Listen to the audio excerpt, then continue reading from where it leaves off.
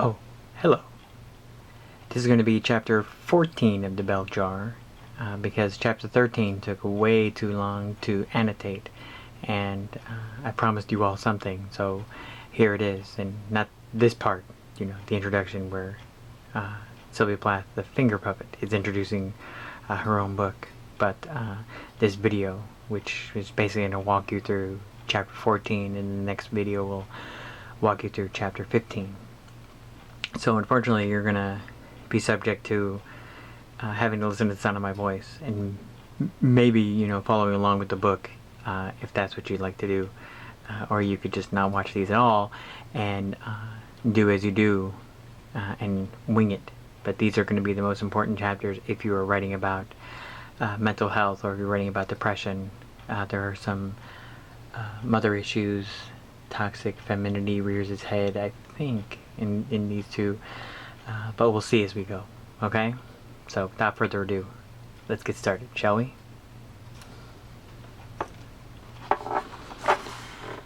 So at the end of 13, we saw that she had climbed into the crawl space and she had resigned to die.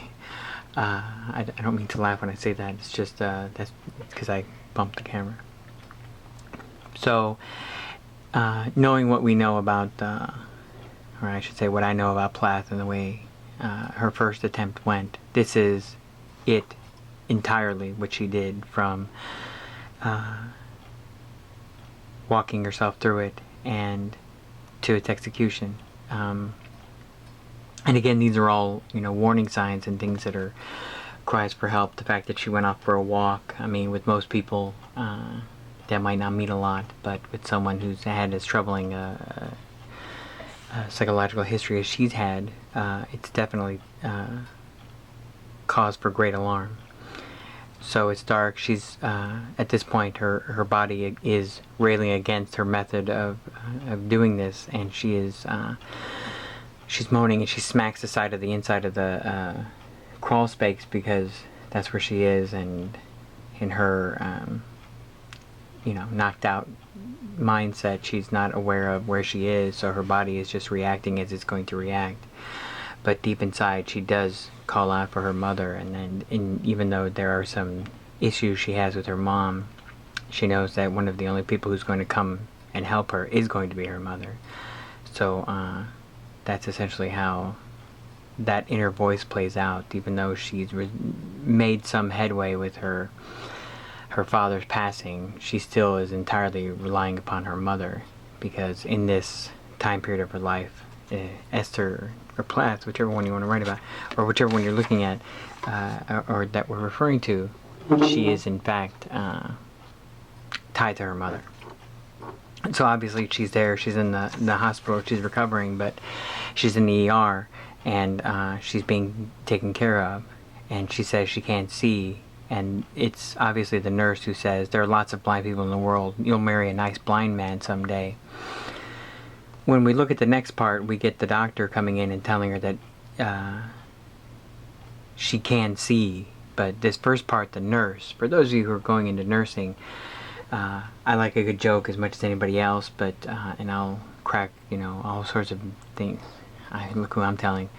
But it's situational. You've got to know your audience, and this is just plain cruel. So if you're going into nursing, always mind your patient and know that they're in a gentle state, and you could just tell them that they are not blind, that they in fact have a bandage over their eyes, and that once that the bandage is removed, then they'll be able to see without having to, torment them a little bit.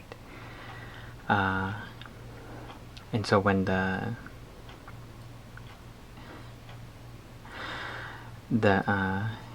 doctor came back and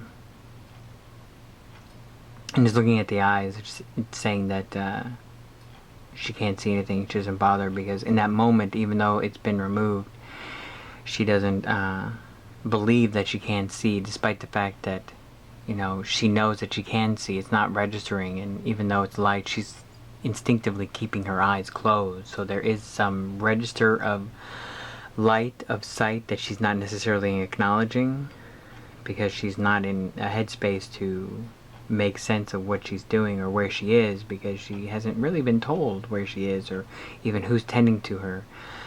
So the doctor tells him that you're a lucky girl, your sight is perfectly intact. Well, she's a lucky girl not because her sight is intact, but that's just a byproduct of the fact that there's nothing wrong with her sight. It's other issues that she has. She's a lucky girl because she survived a suicide attempt. And it's all about what these healthcare providers are choosing to focus on, and we're going to see that throughout this chapter. And her mom came in and is wearing this big dress with these purple cartwheels on it. She looked awful because it's her mom. Now that she's aware of what's happening, she doesn't want to see her mom, and of course her mom is going to look awful. And now that she's worked through her daddy issues, if you will, she's now going to have to work on resolving her issues with her mother, and this is going to take the rest of the book in order to come to some sense of how she feels about her mom, or being able to say it out loud to someone, and who, basically gives her permission to feel that way. So this is what I'm speaking of when I'm talking about she needs a proper mental health care provider. So, her brother just asking how she is, and her saying that she feels the same. That's to be expected. The same as, it didn't. She's still here. She still feels as depressed as she did before she goes in there, before she made the attempt. So, and the visitor is not necessarily a visitor, it's just that it's somebody she knows, and it happens to be a doctor who's working at this hospital. He's wearing a white coat and a stethoscope. George Bakewell is the doctor. George Bakewell. I mean, the names that she picks for some of these characters. George Bakewell, when in fact he's probably not going to do any baking of his own in 1950s America. So he's wearing a coat, and he's trying to connect with her, and I really don't think that this is the best route to go with as far as developing rapport with her, because it all depends on what kind of doctor he is. Is he a physician, like a hospital physician, as far as like an emergency room physician? Is he an internist? Is he what's his specialization? If he's a psychiatrist, fantastic, but if he's not, then why is he there? It's obviously the other doctor is tending to her physical wounds. Now she needs someone to tend to her mental wounds. That he knows her also speaks that he shouldn't be in the room with her, but he doesn't know her that well. He goes to her church, and you dated my roommate once at Amherst, and she thinks that she recognizes this guy, but she doesn't really, because she even says he didn't really know me either. He just wanted to see what a girl who was crazy enough to kill herself looked like. So he's a houseman at the hospital. He's in residence there. And she finally tells him, get out, get the hell out, and don't come back. And that's great, because she's advocating for her own level of care.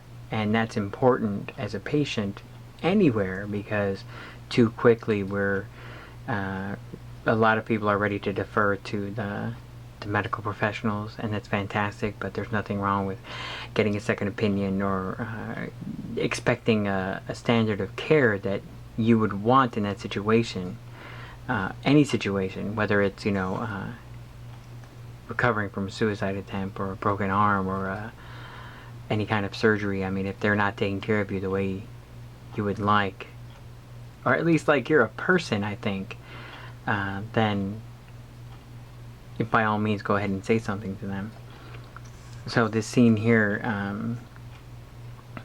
where she wants to see the mirror, and I'm laughing because it just reminds me of that scene in the Batman film. This is the 1989 Batman film with Jack Nicholson as the Joker, where he's trying to see the results of the facial reconstructive surgery that he's had, and she says, why can't I see a mirror? And the nurse tells her, you better not, because you don't look very pretty.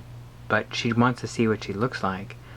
And she says, at first I didn't see what the trouble was. It wasn't a mirror at all, but a picture. It's a picture of a person. And again, this goes back to that awful 50th anniversary edition of the Bell Jar that I showed you all in class, of woman sitting there with a compact, because in so many ways it means so many different things. Just that very shot of someone holding a compact, and it has nothing to do with assessing her looks, and she doesn't see the issue. She just wants to know what she looks like. She wants to know what it is that she's done to herself, and that's what she gets to. And she smiles, and she kind of smiles, and because it's either this smile of recognition or this smile of what it is that we do to ourselves, kind of thing. And then, of course, the nurse is having a disagreement about not letting Esther have a mirror. And having dropped a mirror and broken it, that might seem like a byproduct of, being repulsed by what she sees in the mirror, but it's not that. It's just that, what does it really mean? Is that really how she feels? I mean, being all banged up the way she is that how she feels on the inside? Is that why it's funny? Because she could finally walk around, now that people can see something is wrong with her, maybe they'll know something is wrong with her. And I think that's what this smile is about, that recognition of, this is what I'm talking about. Will somebody do something about this now? And then the nurse having said that she's going to have 7 years bad luck, it's only a superstition. And then the nurse, with knowing that going from the physical tending of her wounds, going to the other one, and it's just this way that these nurses are talking, not just to her but about her, like in front of her, like they know something she doesn't know, and they're not letting her in on it, and what that says about her, not only how they regard her, they'll take care of her at where. What kind of statement is that for a medical professional to say about someone in their care? And because, I think a large part because she broke the mirror, they see it as a sign of acting out, they see it as a sign of aggression, and they see it as a sign that she has to be taken care of in a certain way, because that outward sign of lashing out is merely, it calls for a certain level of treatment. And this is her mother telling her, you should behave better then. She says, what are you talking about? You shouldn't have broken that mirror, and maybe they would have let you stay in the other hospital. And of course I knew the mirror had nothing to do with it. Yeah, it does and it doesn't.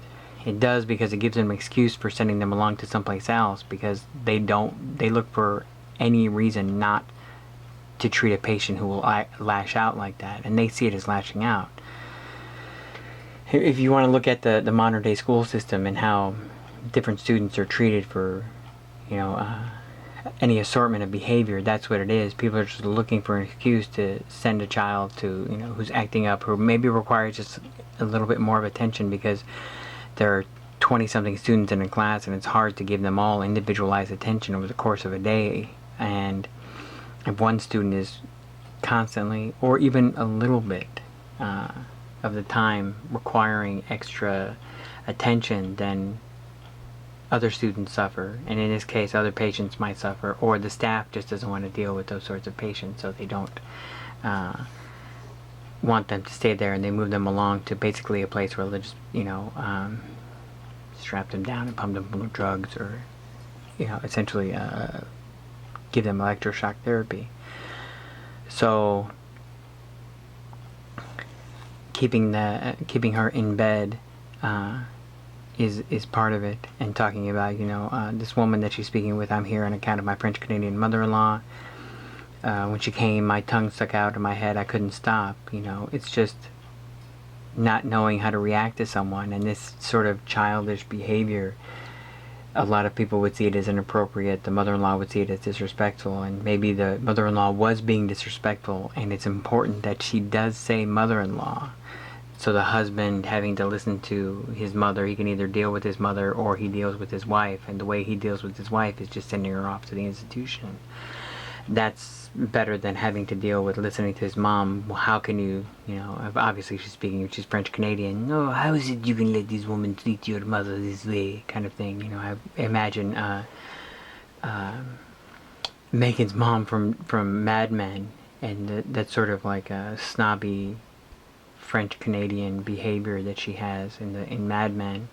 I believe it's Julia Ormond, the actress, portrays Mrs. Calvé, and that's what I see here. And so the guy obviously ships the wife off, and this is almost what Don does to give him a little bit of freedom, despite the fact that he intended to go to L.A. I'm sorry for the spoilers in this, but he ships her off to L.A. and he basically gets to have this, sort of private life in New York, while still flying out to the coast whenever he can to see her.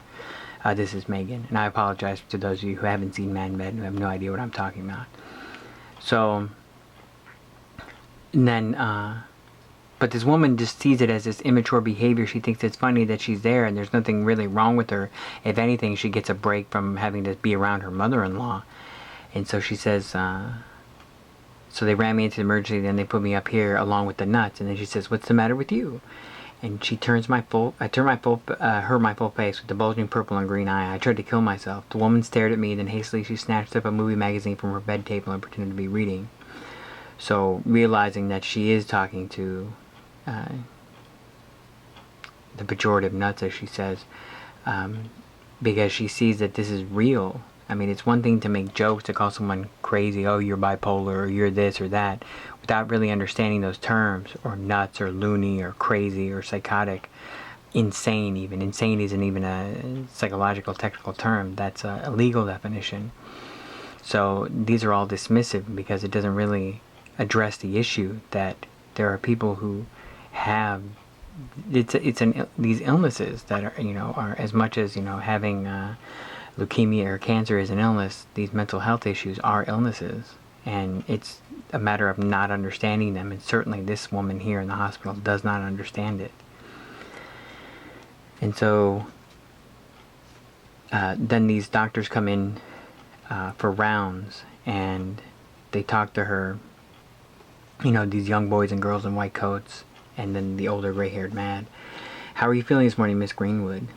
And she obviously doesn't like that setup, and she's in bed, and they are at the foot of it, and they are at the end, and they are all looking at her. And if you've seen any hospital show, any hospital movie where this occurs, it's very intimidating, and it's sort of matter of fact for the doctors, because that's how they are. It's sort of like dry, detached medical presence. And I'll always say that it's the nurses who provide the actual care in any medical setting, because they are the ones who are doing the most physical contact with the patients. Yes, in the IVs and drugs, and making sure that everything is connected properly, and the doctors are just signing off on things and asking their questions so they can bill the insurance company.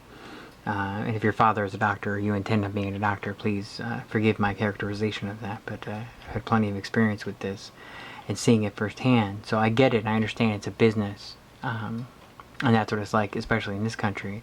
And what they're doing to Esther, this is 1953, and it's only gotten worse in the intervening years to what we see now.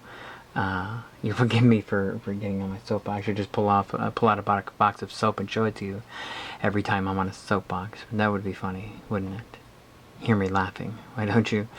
And so she says, "I feel lousy," and someone says, well, somebody pulled a straight, solemn face and said, "Well, why do you feel lousy?" "I can't sleep. They interrupted me." So she's trying to let them know why she feels the way she does, and they interrupt her. "The nurse says you slept last night." As if that means anything. So what if she slept? Someone can be exhausted. There's mental exhaustion, emotional exhaustion, beyond just being physically exhausted, fatigued. I'm sure some of you have experienced that to a degree where, it's a matter of doing work, yard work or something physically demanding. You do that and then you're tired in that way, but you can wake up and still be tired in your head, because of the other things, emotional distress that's happened to you. You might have had a fight with someone, and maybe that's why you're doing these, physical labor. I mean, stressing out, and one of the is a killer. And one of the ways to address being stressed is to do something physically engaging, whether it's working out, or whether it's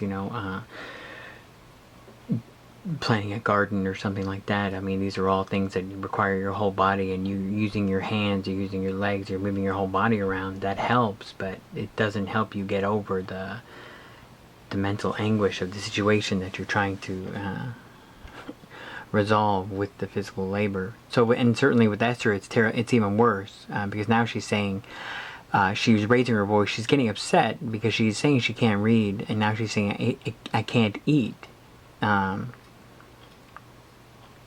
But, and then she's saying that, oh, I just realized I've been devouring everything they've been putting in front of me, and they were talking to each other or whatever. Thank you, Miss Greenwood. You'll be seen by one of the staff doctors presently.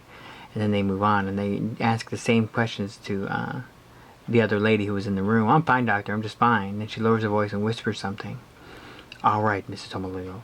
And somebody stepped out and pulled the bed curtain between us like a wall. There's nothing really wrong with me, could be that she's murmuring. But, you've got to take care. You've got to see to it that I'm not in here with this crazy person next to me, as she most certainly said. And, or at least trying to isolate herself as much as possible from Mrs. Or Mrs. Tomolino, trying to isolate herself from Esther. And then, of course, it's this childish behavior that she's engaging in here, and Esther sees it and her mom doesn't see it, and her mom would take it as further evidence that something is indeed wrong with Esther, because she's not seeing it, that woman's not paying any attention to us, and so on and so forth. So it's a matter of her saying something and she's not being listened to. So again, it's the level of care, it's people in her life, her support system, who should be helping her, and she's really not. If anything, her mother is antagonizing her, because she says, oh, Esther, I wish you would cooperate. They say you don't cooperate. They say you won't talk to any of the doctors or make anything in occupational therapy.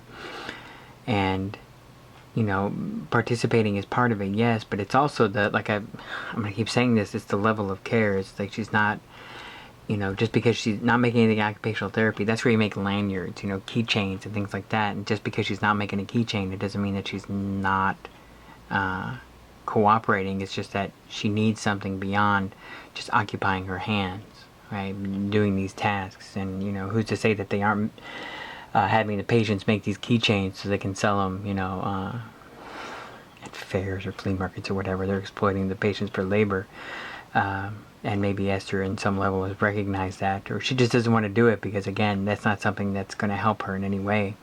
So she's trying to get her mom to help her get me out of here, but I'm sorry, get her out of here. That wasn't at all a Freudian slip. So she's saying, I'll try to get you out, even only to a better place. I'll try to get you out.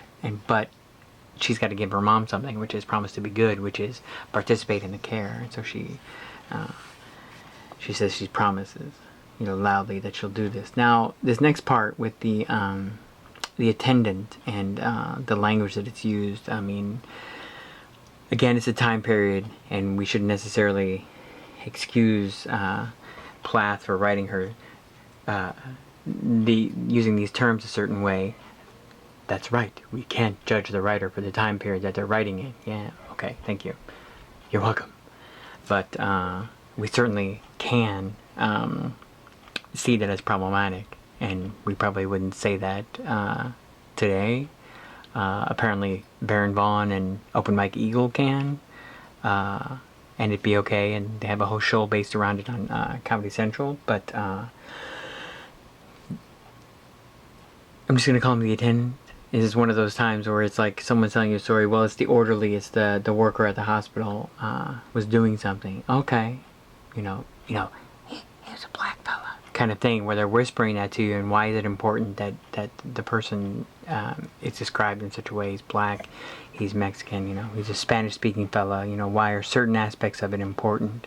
And I'm sure you've come across that sort of thing before. But this is important to understand. He's a black man who's being treated this way by Esther, and he's also being derided, and if you want to call it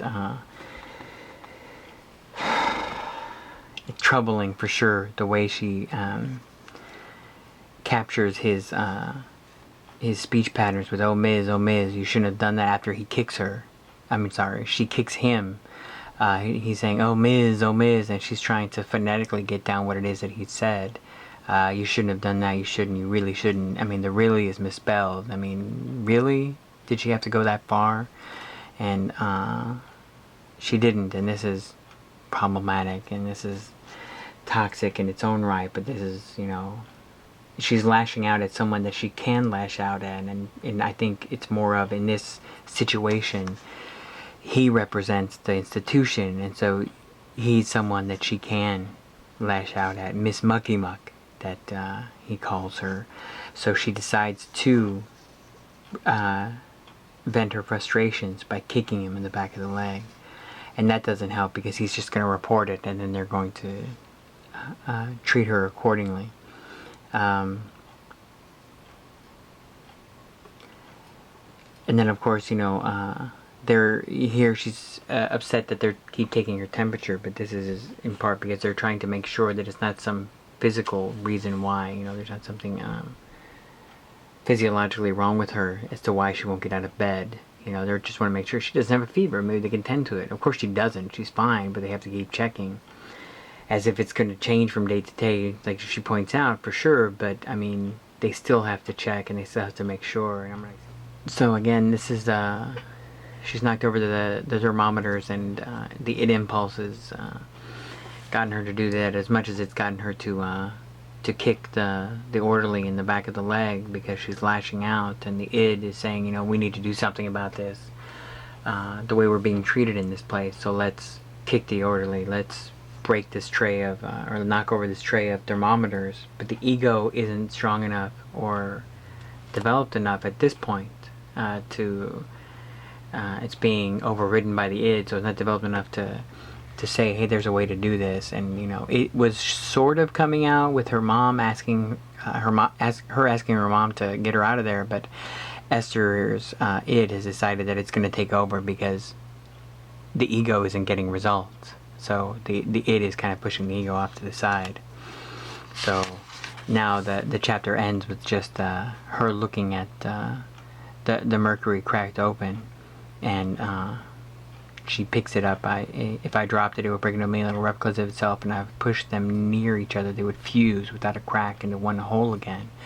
I smile and smile at the small silver ball. She's describing what it is essentially that's happened with her. I mean, this,